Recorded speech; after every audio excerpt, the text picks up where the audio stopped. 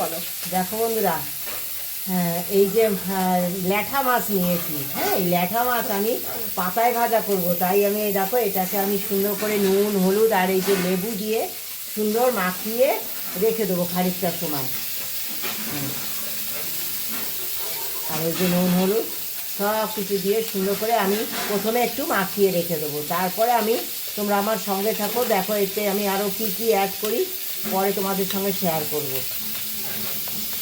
মশলার মধ্যে দিচ্ছি আমি এই যে কালো জিরে, কাশ্মীরি লঙ্কার গুঁড়ো, একটু আদা বাটা, রসুন বাটা, পেঁয়াজ কুচানো, হ্যাঁ, নুন হলুদ পরিমাণ মতো, জিরে বাটা, আদা বাটা, হ্যাঁ, এই সমস্ত কিছু দিয়ে আমি সুন্দর মাখিয়ে নেব। হ্যাঁ, মশলাটা আর দিয়ে দেবো একটু সর্ষে তেল।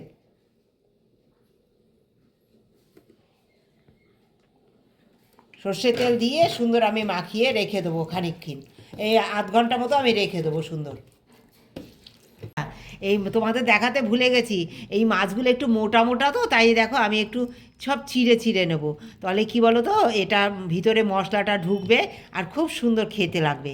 হ্যাঁ, এই দেখো সব চিড়ে চিড়ে দিচ্ছি আমি, এই চিড়া এই যে কাটছি, এইটা একটা ফটো তো দিয়ে এই যে চাল কুমড়ো পাতাগুলো দেবো খেতে। এইবার সমস্ত মাছগুলো আমি দিয়ে দেবো, একটু হাত ধোয়া জল এই তো আমি দিয়ে দিলাম মাছগুলো একটু সিদ্ধ হওয়ার জন্য। দেখো কাঁচা লঙ্কা উপরে দিয়ে দেবো, দিয়ে একটু তেল দিয়ে দেবো, আবার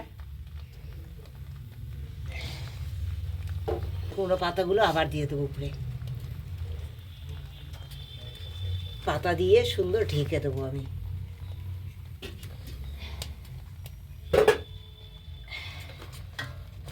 এইভাবে আমার আধ ঘন্টা সুন্দর আমার সিম আজে চুলোয় হতে থাকবে। দেখো বন্ধুরা, সুন্দর দেখো তোমরা দেখতে পাচ্ছ কত সুন্দর কালার এক পাশে হয়ে গেছে। হ্যাঁ, এবার আমি কি করবো বলো তো, এটা উল্টে দেবো। হ্যাঁ, একটা পাশ হয়ে গেছে তো, আর একটা পাশ আমি সুন্দর দেখো